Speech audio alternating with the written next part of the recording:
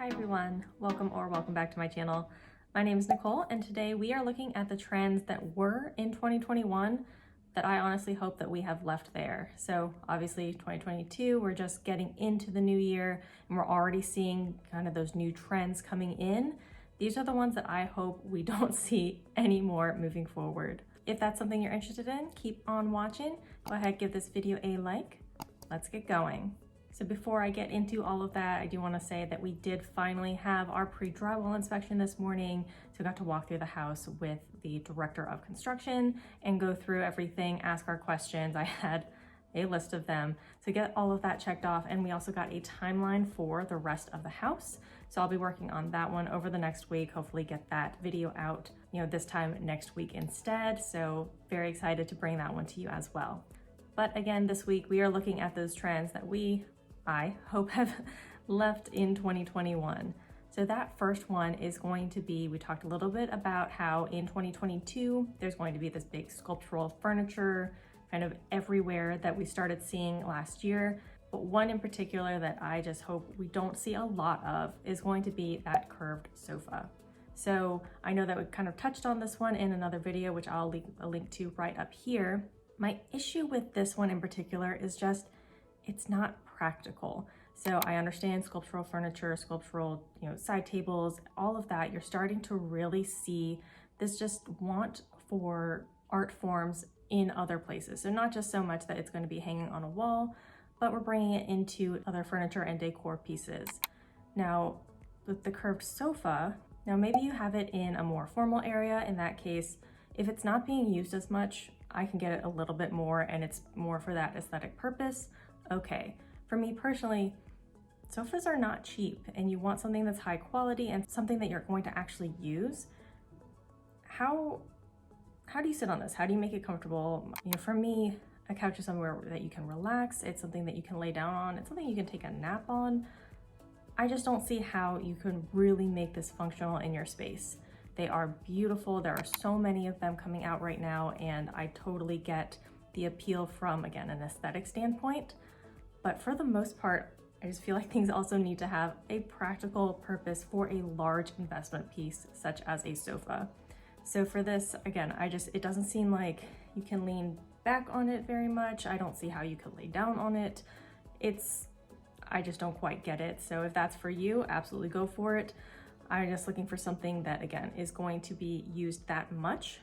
I want it to be something that I feel like I can relax on. That second one is going to be, I'll say, excessive open shelving. So we saw this huge trend in open shelving, people taking down their uppers in their kitchen to put in these shelves. And there is no denying they are beautiful. I mean, you can look at these pictures here. If you have something that is kind of more on display, then this is a perfect place for it. You can kind of change things in and out for the season. But with this, where do you put your actual stuff? So everybody's got stuff. You have, plates that maybe they don't all match. Maybe they're a little scraped up, maybe they're chipped, maybe you've just collected a couple of different things over the years. And again, if those are always out on display, they have to look nice because they're always out. There's nowhere you can really hide them in an excessive open shelving concept in your kitchen. I always think about the dust. So if you think about like something like this behind me, it needs to be dusted pretty regularly. And this is just, display pieces. This is just something that's for, being pretty. You actually are going to use those cups, those bowls, those plates. So the thought of having the dust collecting on this open shelf, having to wipe down something before you use it every single time, it kind of weirds me out a little bit. I'm not quite sure if you've had this open shelf concept in your kitchen and that's where your plates and bowls and all of that you actually use on a day-to-day basis sit.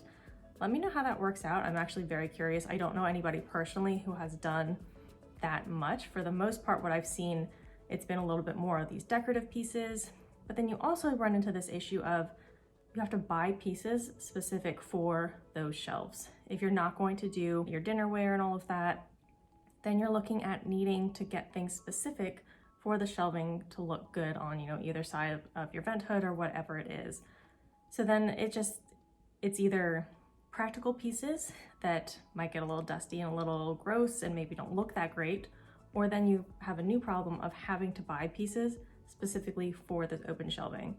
So personally, I like things to be closed off. I want it behind a door so you can't see it. I don't particularly like the glass doors either, just because again, then it lends to more, it has to be on display. It has to be like display ready. And it's just not something that I feel is necessary for your day-to-day living items. Third one, this is something I saw all over Instagram and I do not get it. So for the most part, you'll see most of these things are just, I don't find them practical. So it doesn't quite make sense to me. And that is going to be the tub in the shower. So again, I'll throw some pictures up here. It is beautiful. I think when you see this, automatically you're like, oh, this looks fancy. This looks, I don't know, like you have to be rich to have this. I always think when that shower is turned on, you're gonna get all that splashback onto that bathtub. You're gonna have to wipe it down every time you've showered. I don't want to go into a shower stall to take a bath. I don't know. It's just, I think that it looks very good in these pictures. Again, you saw it all over Instagram for probably the last couple of years. And I don't see how it's, again, very practical. This way also, if somebody is showering and somebody else is in the tub, I just think that with the splashing going on, not quite sure what the thought process was besides it looks pretty in a picture. So if that's something that you're interested in, maybe it's something that you have, again, let me know how it works out in real life. It's just not something that I really see the value in, again, outside of, hey, this looks pretty, but it's not practical. Fourth thing, so we've seen a lot of marble coming back in a big way. We have these big statement slabs and they can be so, so gorgeous. And we started to see with these kind of statement pieces, the veining becoming more and more prominent. Now, I think that marble is going to be one of those classics that are timeless and, natural stone is always going to be something that's in, but some of these pieces I feel like got really out of hand. So with this deep veining in these marble pieces, it can go overboard. And in my opinion, again, all of this, keep in mind, it's my opinion here. It looks too much. It looks a little bit too busy, too crazy. And I, again, understand it looks very interesting and fascinating and like, oh, that's different in a picture. But when you're living there, when that's actually, this bathroom in particular kind of sticks out in my mind. This would drive me insane trying to live here day in and day out. So again, statement marble, don't have a problem with that at all. But these, I'll say excessive marbling or excessive veining, that's something that I'm hoping that we don't see as much moving forward this year. Next up, we've seen a lot of kind of this movement away from that farmhouse, word art and all of that. So the gratefuls, the live, laugh, loves, all of that. But we're still seeing quite a bit of, or at least I've seen, still a lot of just words on things that I don't feel really need to have them there. So I do hope that we continue this kind of trend of getting away from the word art, words on things where you don't need them. So this is going to also go to your kitchen. So you have those canisters that people have in their pictures over here. And this also goes into, and I'm not sure if everybody will agree here, but I'm gonna say the pantry, a lot of these things don't need it either. So I know that one of the things I'm very excited about is doing the whole pantry organization, decanting items, having those really pretty kind of uniform containers and all of that. But at the same time, if you can physically see what's in it because these containers are clear, are you confused that this is spaghetti? Probably not, right? Because you can see clearly. There's no confusing this with anything else. So I don't understand the having to label something that is very clear and obvious what it is. Now, if you've started a labeling system, I'll just stick to the pantry right now, and you want to continue, have that continuity with your labels throughout, I can get that. But at the same time, I just feel like there's not a lot of need for it when you can clearly see what it is. So here you'll see a picture, it says cotton balls. We know, we can see it. So again, where it makes sense, absolutely. But there's a lot of times where it doesn't. And I feel like we just get into this like labeling mindset that can be taken a little bit too far. And then I think it looks kind of like, yes, we understand this.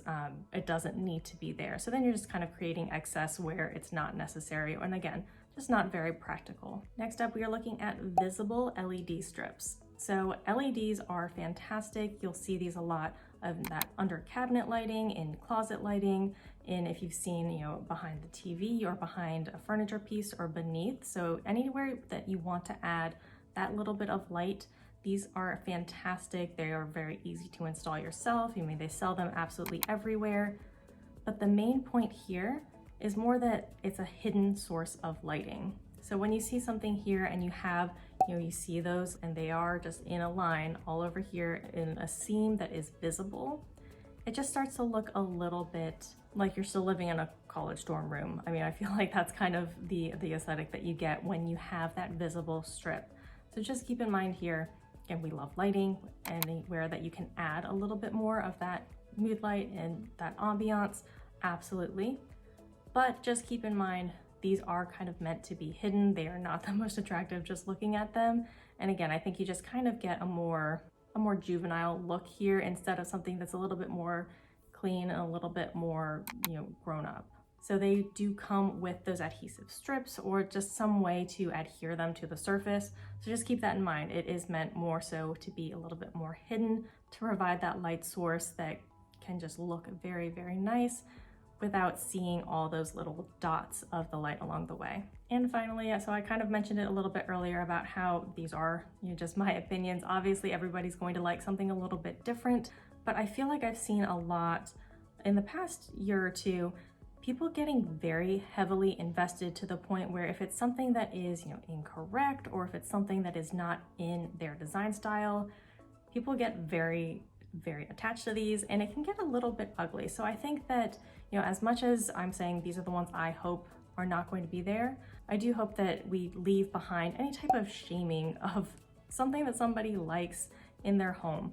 So there are always trends coming and going, whether you follow them, whether you avoid them, just keep in mind that is your choice. Home decor is something that is really meant to make you happy. And it's a place of happiness. It's a place to make your home feel like you and to really reflect who you are.